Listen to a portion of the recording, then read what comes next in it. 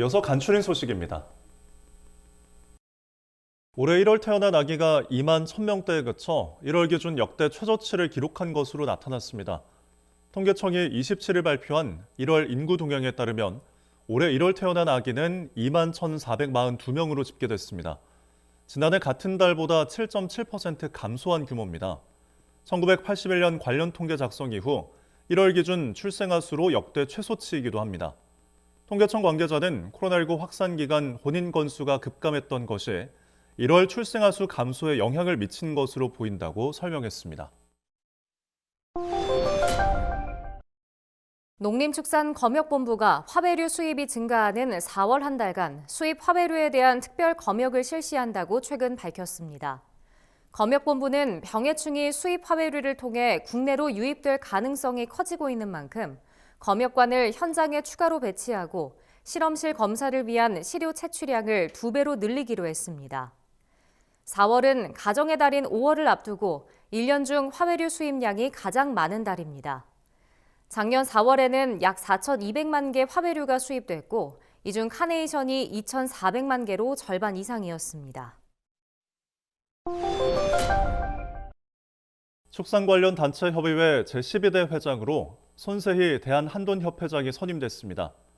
축단협은 26일 서울 서초구 제2축산회관 회의실에서 2024년 제1차 축단협 대표자 회의를 열어 손 회장을 만장일치로 추대했습니다. 손 회장은 지속가능한 축산업의 발전을 위해 전 축산인이 한마음 한뜻으로 힘을 모아야 할 때라며 축단협이 앞장서서 화합하고 소통하는 가교 구실을 충실히 해나가겠다고 포부를 밝혔습니다. 산림청이 산림생물의 다양성을 확보하고 멸종위기 식물을 보존하기 위한 제5차 수목원 진흥 기본계획을 수립했다고 최근 밝혔습니다.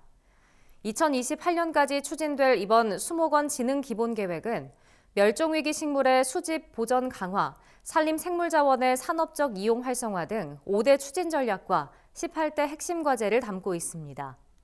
이번 계획에 따라 산림청은 전국 수목원 40곳을 국가 희귀특산식물 보전기관으로 지정하기로 했습니다.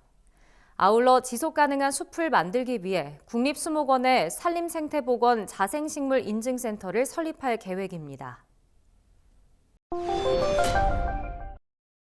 산림청은 최근 산불 피해목을 활용해 약용버섯 복령 재배에 성공했다고 밝혔습니다. 복령은 죽은 소나무 뿌리에 형성되는 산림버섯입니다.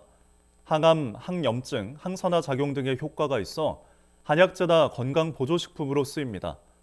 산림청은 대형 산불로 송이 채취지를 잃은 임업인의 피해를 최소화하고 벌채 후 벌어지는 산불 피해목을 활용하기 위해 2년 동안 복령 재배 연구를 해왔습니다. 산림청은 이번 복령 재배 성공이 산불 피해를 당한 임가의 소득 보전에 도움이 될 것으로 전망했습니다.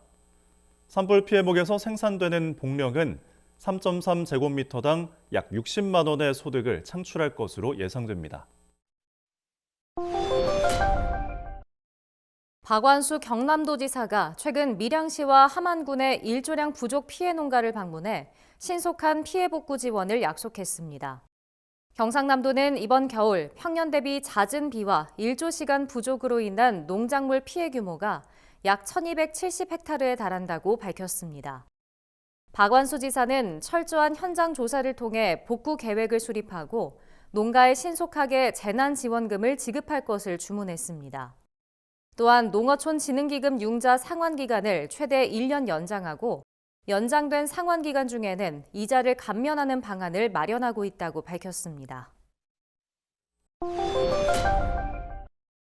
충청남도가 서산시 천수만 간척지에 전국 최대 규모의 스마트팜 단지 충남 글로벌 홀티 콤플렉스를 조성할 계획이라고 최근 밝혔습니다. 충남 글로벌 홀티 콤플렉스는 생산, 유통, 가공, 교육 등의 기능을 갖춘 스마트팜 직접단지와 융복합 단지로 구성됩니다. 충남도는 조성 사업에 총 3,300억 원을 투입해 2026년에는 실제 소득을 올릴 수 있게 한다는 방침입니다. 홈플렉스가 본격적으로 가동되면 스마트팜 생산물 판매와 콘텐츠 운용 등으로 연간 1,000억 원의 매출을 달성할 것으로 충남도는 전망했습니다. 전라남도가 실직, 질병과 같은 이유로 생계가 어려워진 도민을 돕기 위해 긴급 복지 지원 체계를 강화한다고 밝혔습니다.